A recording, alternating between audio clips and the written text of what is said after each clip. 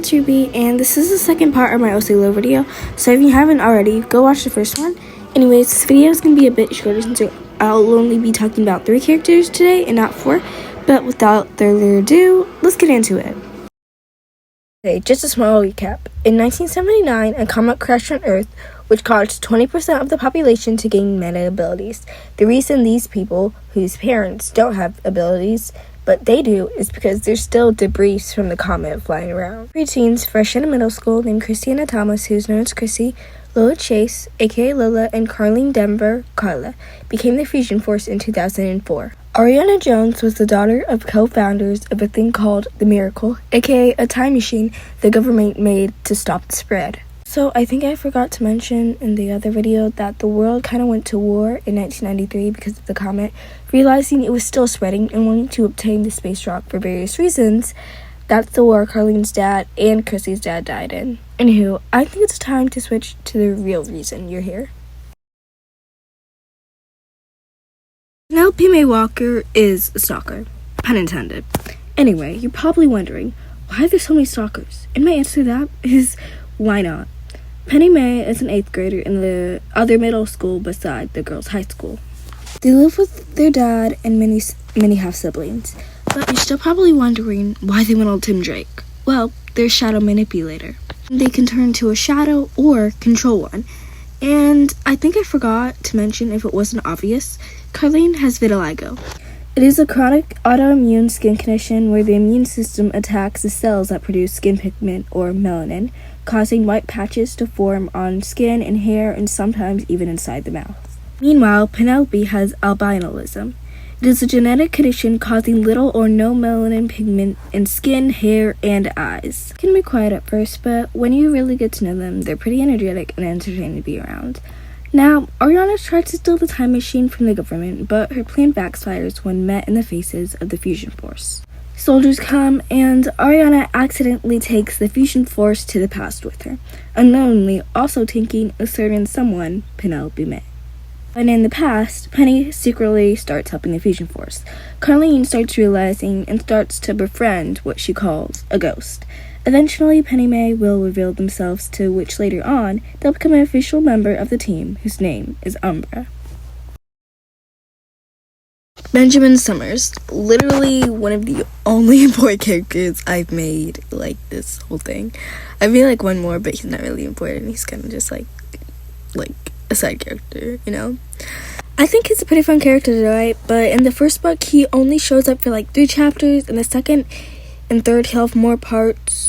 And, the third, he'll have a lot of parts, because that's, when he's, really introduced. But he's, introduced in the first book, but it's, you really get to know him in the third book.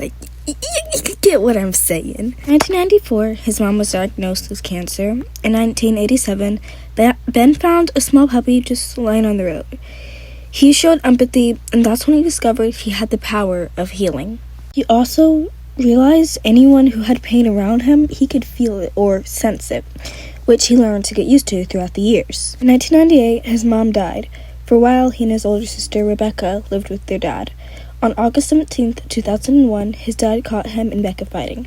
He noticed Ben had cut his hair. His dad was angry because he wasn't Ben. He was Bella. Angry, his dad dragged Ben to the car, yelling about a hospital. Eventually, Ben thought he calmed down and started to apologize, until realizing his father wasn't even awake. He must have been drunk. Ben tried to steal the car. Instead, he crashed into another. Rebecca got a call from an unknown number and quickly grabbed her bike and rushed over to the hospital to collect her brother.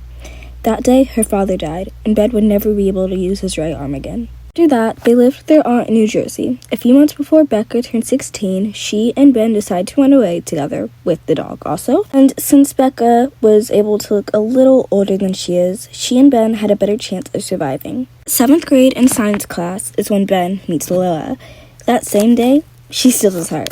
And yeah, I know it's a bit cheeky, but I really wanted to love story in this cruel world. Anyway, here is Benjamin Summers, aka Ben. Oh, and I put him in a Ben 10 shirt because I thought it was funny, but I've never actually watched the show, and I think I should probably do that.